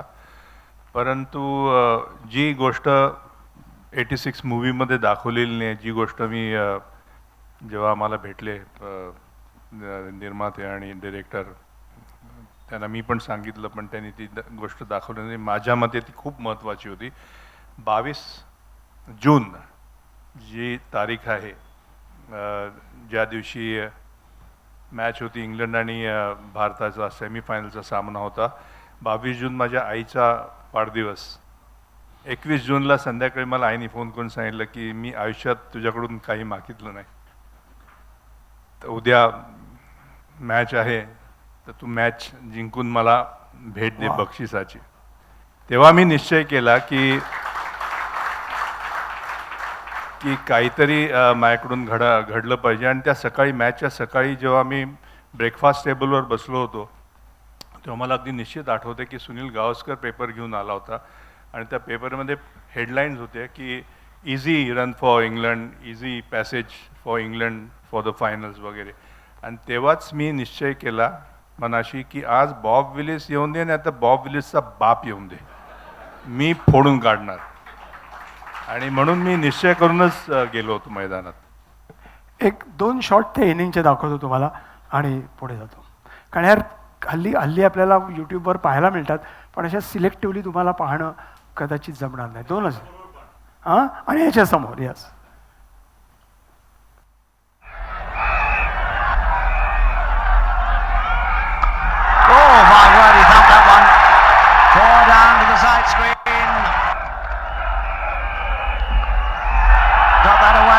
Side 4 runs square.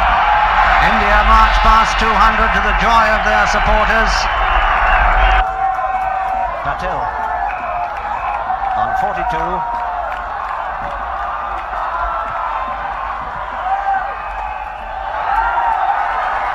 Three runs wanted for India to reach the final. And that will be, I think, 2. There's been an invasion, a premature invasion. They're out there a bit too early. Counting chickens not yet hatched.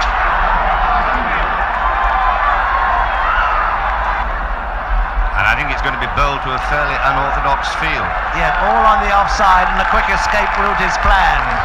This, I think, we can confidently predict will be the last ball. And there can be no English recriminations. सगळे fielder त्यांनी a ऑफला लावले. tremendous Indian victory. They've beaten West Indies, they've beaten Australia. He can hit it anywhere. That's it. 4 runs off the edge. India are through to the final. What a great day for Indian cricket.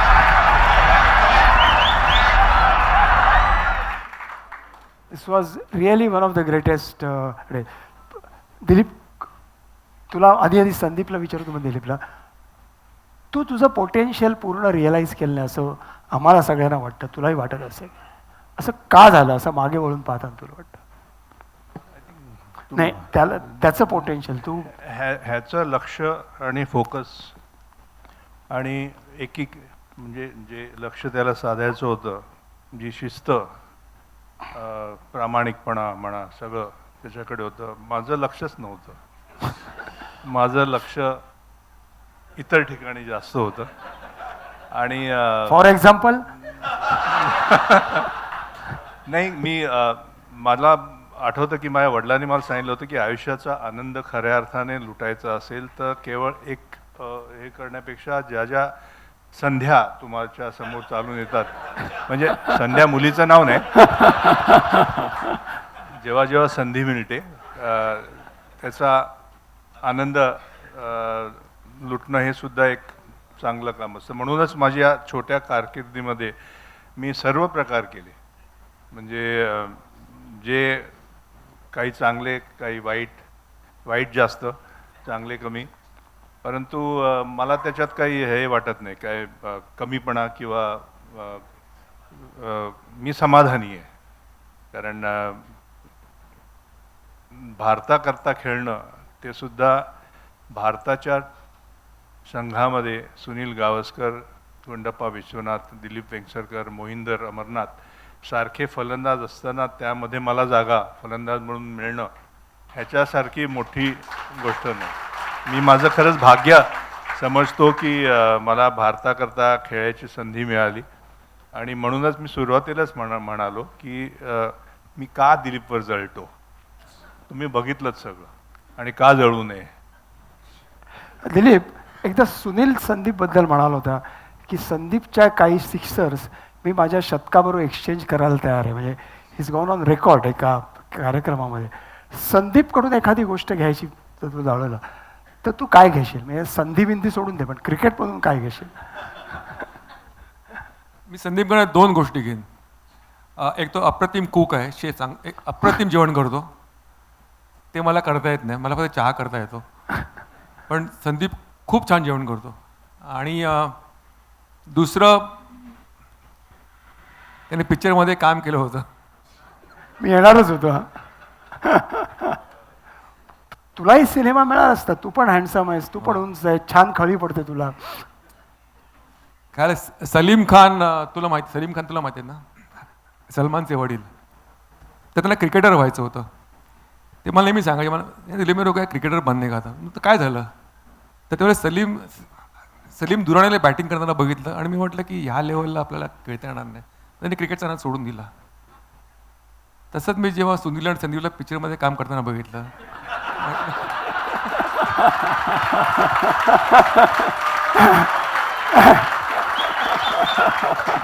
पण एक गोष्ट दिलीपला माहित नाही किंवा तुम्हाला माहित नसेल, माझा पिक्चर सुद्धा सुपर हिट झाला होता, पण तो हिट झाला रॉटन एग्ज आणि टोमॅटोने.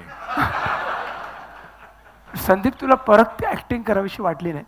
अरे जे राजे होते, भाग्यश्रीचे वडील पटवर्धन, जे सांगलीचे महाराज होते, ते राजाची प्रजा झाले पिक्चर नंतर. आणि ते बघून बाकीच्या कोणी डेअरिंग केलं नाही. पण तुम्हाला सांगतो की त्या काळामध्ये आमचं षटकार सुरू होतं, संदीप संपादक होता, मी त्याच्याबरोबर काम करत होतो. संदीप टोटली असा इन्व्हॉल्व होता त्याच्यामध्ये. अमिताभ बच्चननी कसं केलं, मी कसं करणार आहे वगैरे वगैरे, तो शॉर्ट बाय शॉर्ट सांगायचा. पण कदाचित देन ही रिअलाइज्ड की हे आपलं फील्ड नाही आहे इथे आपण. पण त्याने बऱ्याच फील्डमध्ये काही काही गोष्टी केल्या. त्याने तू गायलास सुद्धा ना, तुझ्या सीडीज आहेत, मला अजून आठवतं. ऐकलं कोणीच नाही, पण एका वेळेला तो 5 ते 7 गोष्टी त्या वेळेला करायचा. क्रिकेट पण खेळायचा, फिल्डिंग सोडून, असं मी म्हणेन. नाही, मी बिलीव्ह केलं होतं की राजा महाराज आहे जेव्हा खेळायचे क्रिकेट, तेव्हा ते फक्त बॅटिंग करायचे. सो मी त्यांना फॉलो केलं.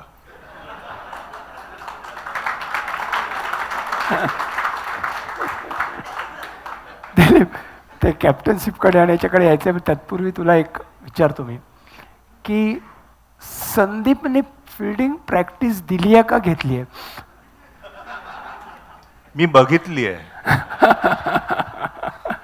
तू कॅप्टन झाल्यानंतर प्रॅक्टिस द्यायचास. तुला एक कंटाळा होता का काय म्हणजे असं फिल्डिंगचा? कारण बाकी तुझ्याकडे सगळं बाकीचे 10 जण होते ना, मी कशाला? तुला कशाला बघायला पाहिजे?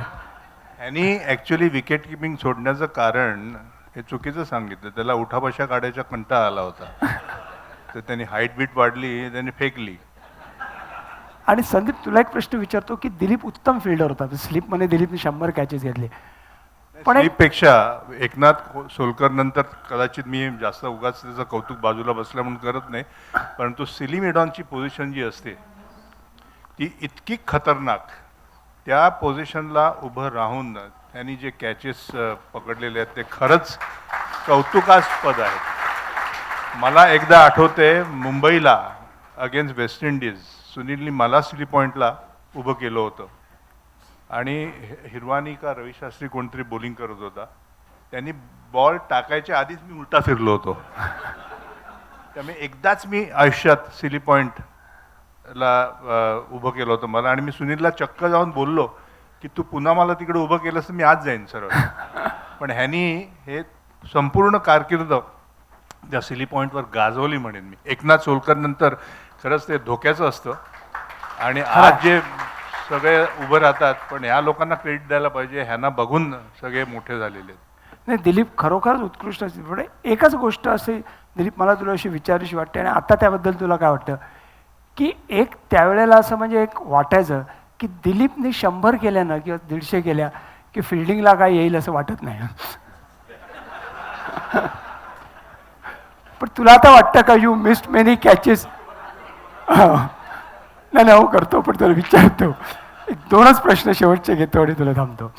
की तुला असं वाटतंच की जर तुझ्या करिअरकडे पाहिलं असेल, आजचे प्लेयर्स ज्या पद्धतीने प्रोफेशनली सगळं करतात हे पाहिल्यानंतर, की तू तुझी करिअर एक वेगळ्या प्रकारे आजच्या काळात असतास तर डेव्हलप केली असती, डिझाईन केली असतीस?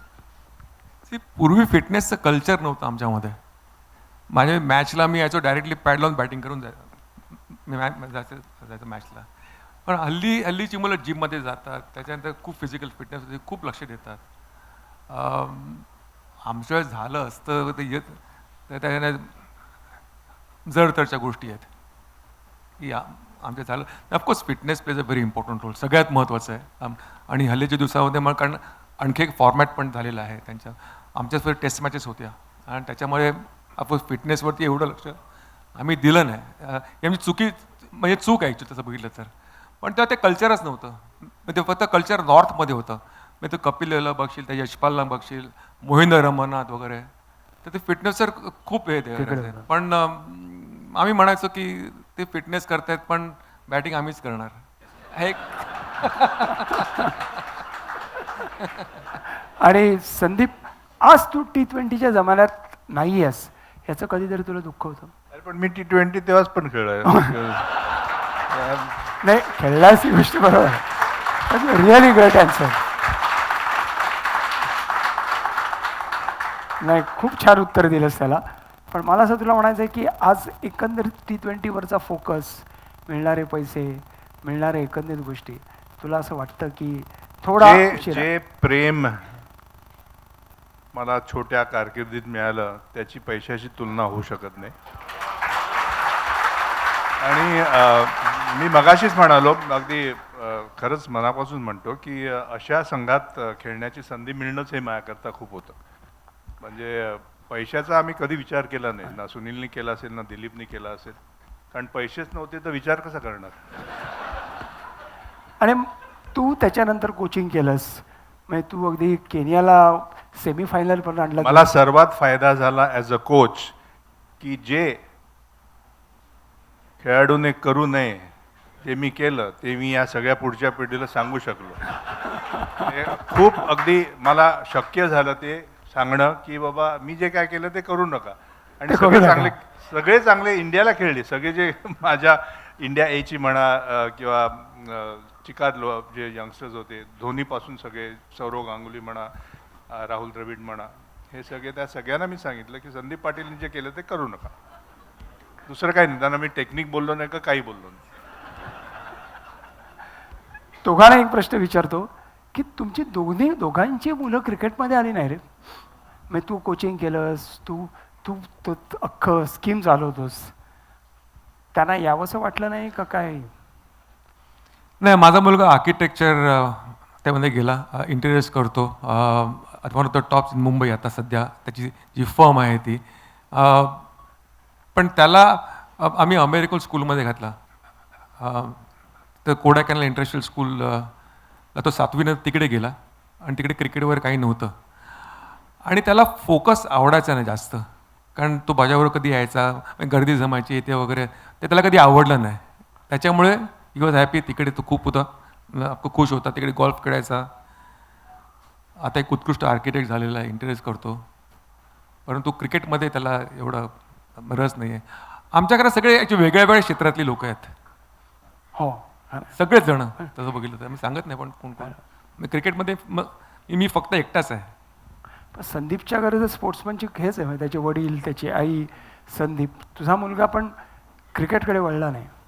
नाही, दोघंही सिनियर सृष्टीत आहेत. माझा धाकटा हो. मुलगा डिरेक्टर आहे, मोठा मुलगा त्याने आता 12 एक पिक्चर केलेत. पुढच्या आठवड्यात त्याचा दिल दिवानगी दोस्ती आणखीन येतोय. माझ्या 86 मूवीमध्ये सुद्धा त्यांनी माझा रोल त्यांनी साकारलेला आहे. परंतु दोघांची इच्छा होती क्रिकेट खेळायची.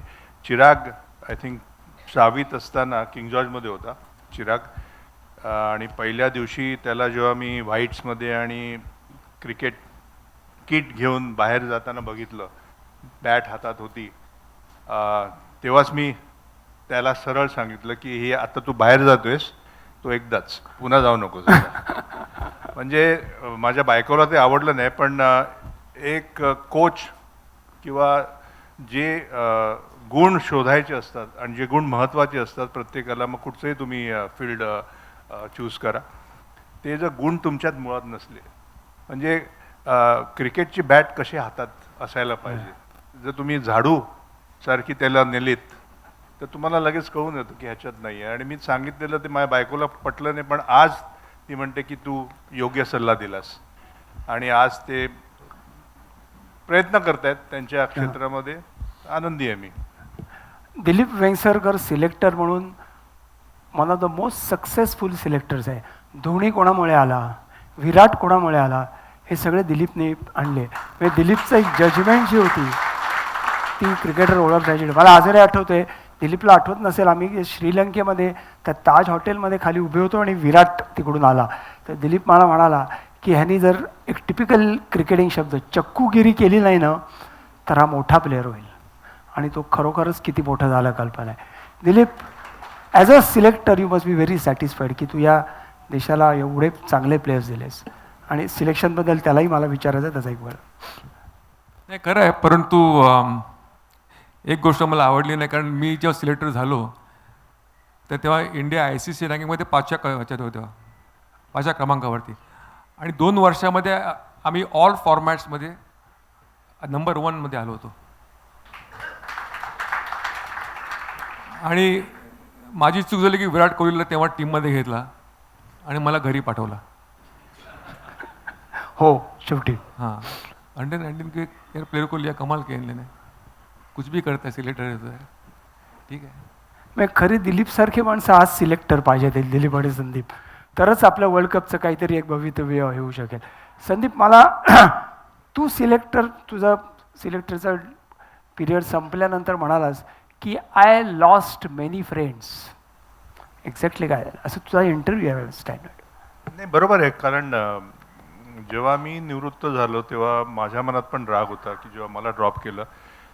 कारण मला आठवते पाकिस्तानच्या शेवटच्या कसोटीमध्ये मी शतक ठोकलं होतं, आणि त्यानंतर मुंबईत भारतात आल्यानंतर इंग्लंडच्या अगेन्स्ट फिरोजशाह कोटलावर दोन्ही डावामध्ये माझे हायेस्ट रन्स असताना मला डावललं गेलं कपिल आणि मला. तो मोठा किस्सा आहे.